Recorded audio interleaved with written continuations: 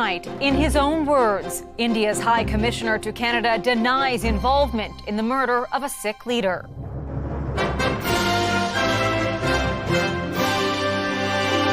Nothing at all, no evidence presented, politically motivated. The exclusive interview with an expelled Indian diplomat. The RCMP have laid charges. You can't lay charges with no evidence. Investigations underway as political relations reach a new low. No clear winner in BC's tight election race. There is also another message in this narrowest of margins. That's we got to do better. Voters left waiting to find out who their next premier is. This has been a night where we have seen the political landscape in British Columbia change forever. The fight over a critical northern cod stock. Well, obviously, very disappointed. The next moves for fishers after a court request is rejected. Plus, skating into a league of their own. The joy you get from just gliding on the ice, it was something you can't forget. A Hall of Fame honor for those hitting the ice over 80.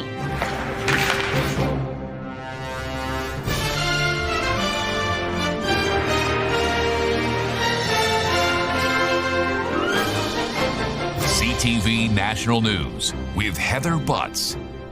Good evening. The political relationship between Canada and India is now characterized by mistrust.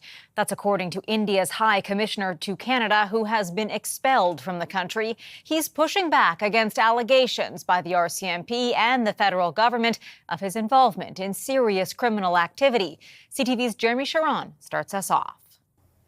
In a stunning exclusive interview before being expelled from the country, India's top diplomat denies serious allegations of criminal activity, including any involvement in the murder of a top Sikh leader in BC last year. You yourself are a person of interest in the murder of Hardeep Ninjar. Did you have anything to do with his murder? Nothing at all, no evidence presented, politically motivated. Indian High Commissioner Sanjay Kumar Verma told CTV's question period with Vashi Kapelos his government has never been involved in the targeting of individuals with the end goal of their death. Let me put to you what Minister Jolie said. The decision to expel these individuals was made with great consideration and only after the RCMP gathered ample, clear and concrete evidence which identified 6 individuals as persons of interest in the Ninjar case, one of whom is you. Which Vashi was never shared. Let me see what the concrete evidence she is talking about. As far as I'm concerned, she is talking politically. As far as I'm concerned, she has got nothing in her hand. Canada expelled 6 diplomats, including Verma, after the RCMP and the federal government accused them of engaging in serious criminal activity, including homicides and extortions, and targeting members of the Khalistan movement, which India opposes. Verma insists Canada hasn't presented any proof of its claims. Unfortunately, not a shred of evidence has been shared with us.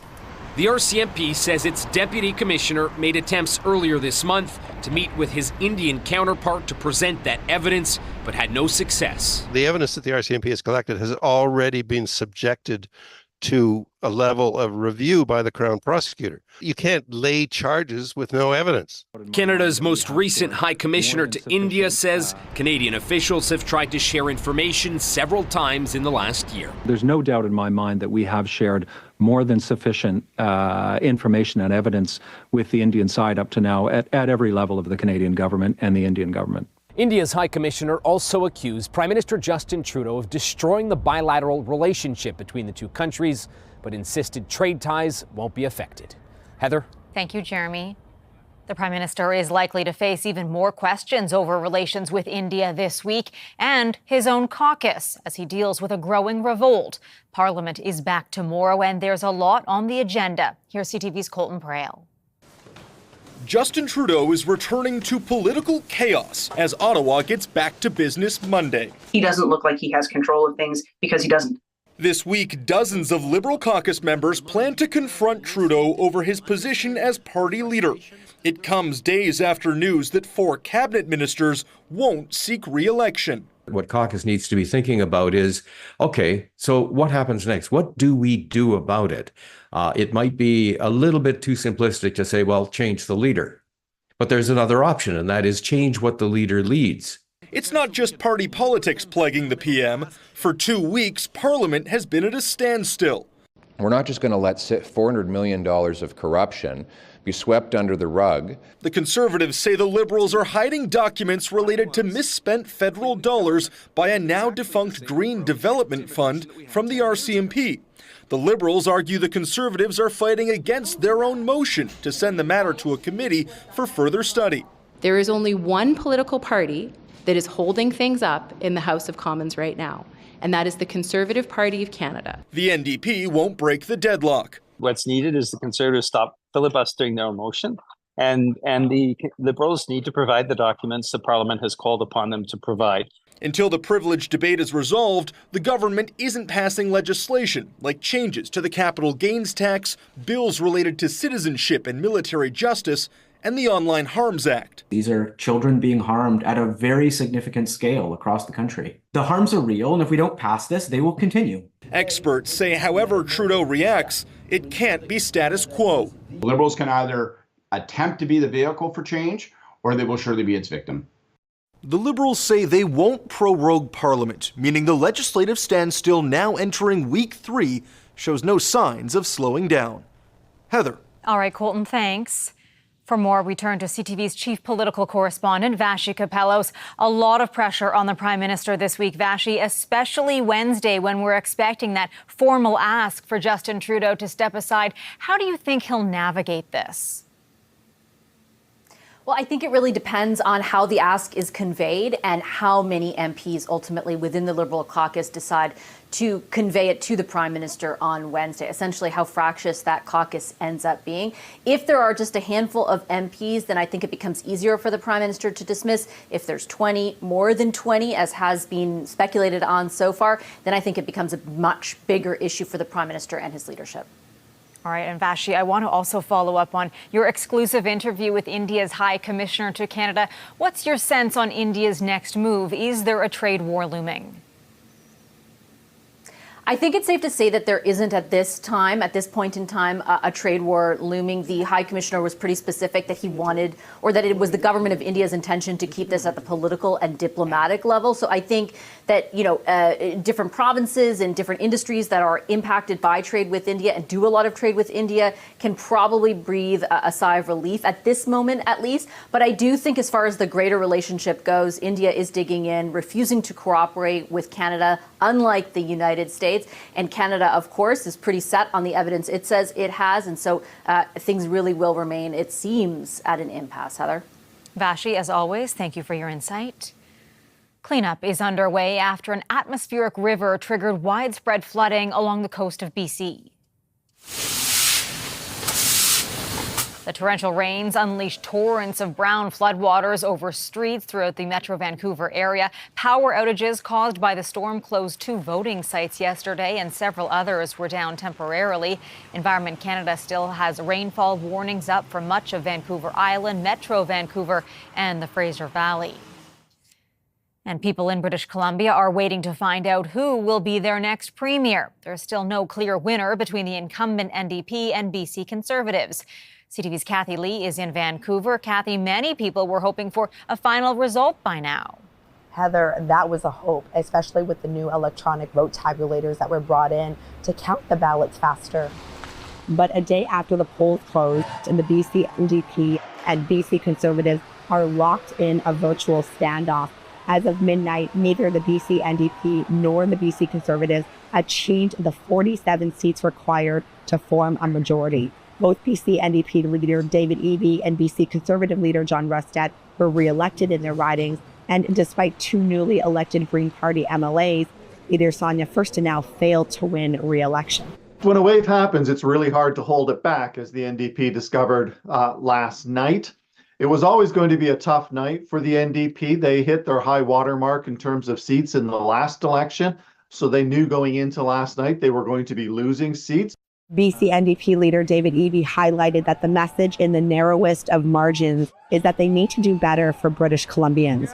BC Conservative leader John Rustad promised to keep the fight and said the election has forever changed the political landscape of the province. And while Furstenau expressed disappointment with her defeat, she was optimistic for her colleagues who could play a pivotal role in the legislature. All this to say, in the end, voters are still left wondering which party will be tasked to address and fix their concerns around main issues such as affordability, healthcare, and public safety. They want change, and this is a national and a global phenomenon. Coming out of the pandemic was tough. The economic environment out of the pandemic was tough. And so it's been very tough on incumbent governments. At least 3 ridings are too close to call and possibly subject to automatic recounts, since the margin between the NDP and Conservative candidates in those ridings is less than 1 percentage point, which means the race could come down to mail-in ballots, which could take several days until final results come in. Heather. Kathy, thank you. Political pressure is also building on the other side of the country as voters in New Brunswick head to the polls tomorrow. Here's CTV's Sarah Plowman. Over morning coffee or a stroll through Fredericton, voters in New Brunswick face a big decision. Who do they want in the halls of power? I've read platforms and I've listened to debates and I've just tried my best to make the best decision I can. What problems do they want solved? Issues of housing and food insecurity and healthcare. It's a race to the finish line as the Progressive Conservatives vie to hold on to power for a 3rd term and the Liberals try to win it back. So in order to keep our focus and to keep moving forward, we need a PC majority. We're feeling really optimistic. It looks like the chances of a good majority government are possible. The Greens argue they're the best option. We've got serious problems in this province, and doing the same thing over and over again doesn't get you different results. Healthcare, housing, and the cost of living dominated debate throughout the campaign. I would expect a close election that could result in a majority, but a very soft majority. JP Lewis notes if either the PCs or Liberals win a minority, the Green Party has already signaled it won't work with a Blaine Higgs government. And the Greens, which could end up holding the balance of power. They're trying to hold on to 3 seats. Elections New Brunswick says already nearly 150,000 people have voted, and they don't expect this province to find itself where British Columbia does now, where people are waiting days for results. That's because they say here there's different rules and a different process. Heather. And we'll have full coverage right here tomorrow night. Sarah, thanks. An investigation is underway after the collapse of a ferry dock in Georgia killed 7 people. Upwards of 40 people were on the passenger ramp when it gave way and at least 20 fell into the water. The 7 victims were all senior citizens, ranging in age from 73 to 93. They were gathered for an event to honor a community of slave descendants on Georgia's Sapelo Island. Millions of Cubans are facing twin threats, dealing with a crippling blackout while Hurricane Oscar makes landfall. Plunged into darkness for a 3rd straight day, fresh attempts to revive Cuba's electricity have failed. An aging energy grid has collapsed multiple times. A brave father who rushed into his burning home to save his 2 toddlers is being hailed a hero by his neighbors. He came downstairs screaming for help, and then he ran back up to grab the kids. 2 buildings caught fire in a southwestern Ontario neighborhood. One woman jumped from the 2nd-story window into the arms of neighbors. The dad and his 2 young children suffered serious burns. The cause is still under investigation. Coming up, the cod conundrum. Well, obviously, very disappointed. Atlantic fishers, big and small, in a battle for a way of life.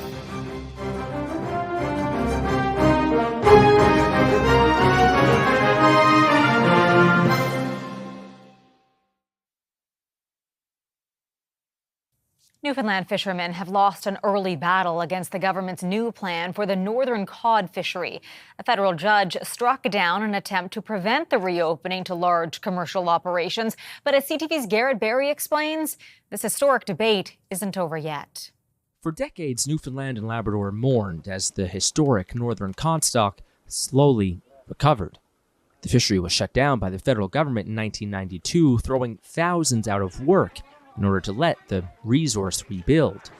This year, it was a surprise when the federal government said the long wait was over, that commercial cod fishing was back, that fishermen could take more from the water, and big offshore vessels, after years of prohibition, could get in on the action too. She ignored her own scientific advice. She took advice from God help us, the 6 Liberal MPs. The Fish, Food and Allied Workers, the powerful fisheries union in Newfoundland and Labrador, immediately disagreed. They protested and went to court, armed with evidence that Fisheries Minister Diane Leboutillier overruled advice provided by her scientists in her own department, who advocated for no changes.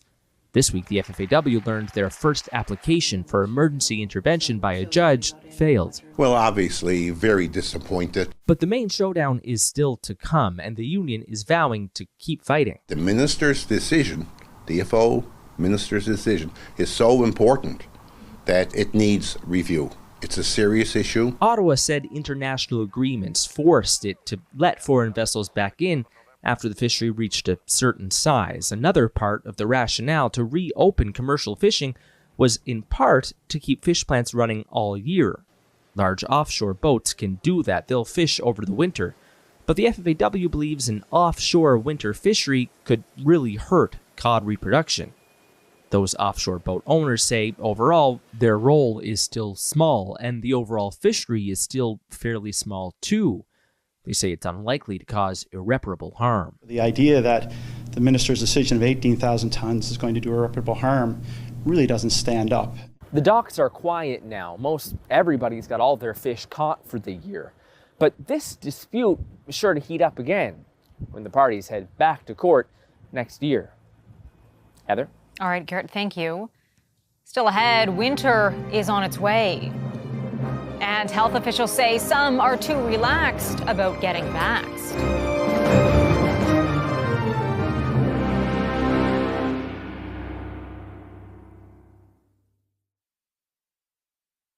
It is that time of year. Provinces are starting to roll out seasonal vaccine programs. Officials are encouraging people to get their flu, RSV, and COVID shots. But as CTV's Heather Wright reports, not everyone is eager to roll up their sleeve. And what's available depends on where you live. As temperatures go down, health officials are urging people to roll their sleeves up. Many provinces launching seasonal vaccine programs, including shots for the flu, RSV, and COVID-19. They should go out and make sure that they're getting their vaccines as soon as they possibly can. While most provinces began vaccine rollouts this week, some will begin later this fall. Ontario will start administering both flu and COVID shots to the general public on October 28th. While British Columbia has not said when it will begin administering the new COVID vaccines, shots of the current vaccine are still available. Alberta's campaign began this week, but got off to a rocky start with no COVID-19 vaccines available in many pharmacies due to a distribution glitch. We had to call everybody and tell them the situation. Even before the glitch, some had criticized Alberta's immunization campaign, saying the government had provided little information about vaccines. The health minister says the same amount of money is being spent on advertising this year as it was last. Nothing has changed. I just think, people perhaps are looking at it differently. At the peak of the pandemic, Canadians lined up for COVID shots, but vaccination rates since then have sharply declined. According to Health Canada, the number of Canadians who got the last version of the vaccine was just 18% as of June 30th. Low uptake today is going to lead to problems, not tomorrow, not 3 weeks from now, but Christmas time, when we're going to have absolutely all the hospitals overflowing. Health Canada has approved new, updated COVID-19 vaccines, which they say are a better match to the variant of the virus currently circulating. And health officials are also looking to the south, hoping to get a peek of what's to come. Southern Hemisphere is seeing what we would call a fairly typical respiratory virus season, influenza A, RSV, as well as COVID-19, but not seeing anything unusual in the patterns there. Now, that doesn't necessarily always translate here. If those patterns do hold up, it may indicate that flu cases could peak in late December or early January. Heather Wright, CTV News, Toronto. Visitors to a drive-thru at a McDonald's in rural Pennsylvania got quite the surprise this afternoon. I like this chef. I think I might come back and do it again. Thank you. Look at that. Look at that. How are you? Thank you, Mr. President. Nice to see you. Donald Trump handed out bags of takeout and got a lesson in running the fryer at the fast food restaurant north of Philadelphia. The former president says he did it to mock his presidential opponent. Kamala Harris has said she worked at a McDonald's while attending college, but Trump has repeatedly said he doesn't believe her. Happy birthday to you. Happy birthday to you. As for Harris, the American vice president attended a morning church service in the battleground state of Georgia, where she was serenaded by soul music legend Stevie Wonder for her 60th birthday. After the break, the 80-plus Hockey Hall of Fame. Who says you have to retire from the game you love?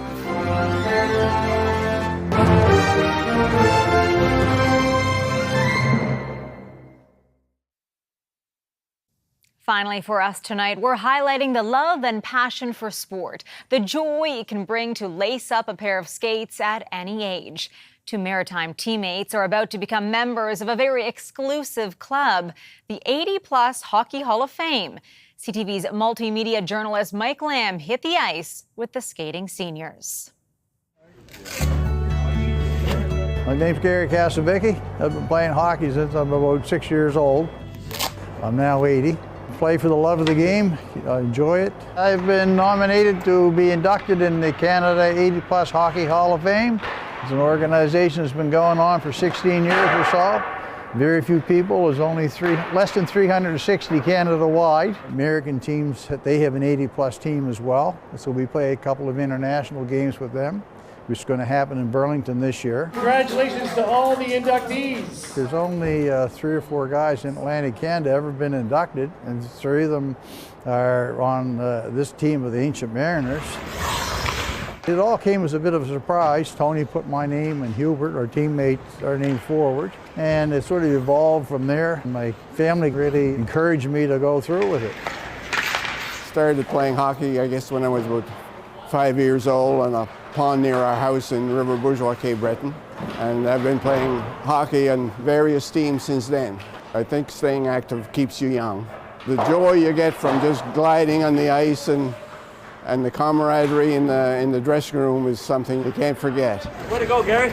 I feel good on the ice. I say I'm 80, but you always see things going on, you know, where you want to be, but getting there, so that's another story. I never considered age. It's just one of those things that goes on day by day. You get older, and I don't think about the number. They're pretty impressive, I must say. It's nice to see them going up to the Hockey Hall of Fame. These guys are just phenomenal. Gives us inspiration to stay with it. We are so fortunate to have these 80-year-olds play with us. They're still good skaters, good hockey players, and great to be with out here on the ice. I hope I'm still doing it when I'm 80. You feel like a kid every time you're out there. It all comes down to the love of the game, though. That's what it is, the thrill of it. For some reason or other, there's still a thrill.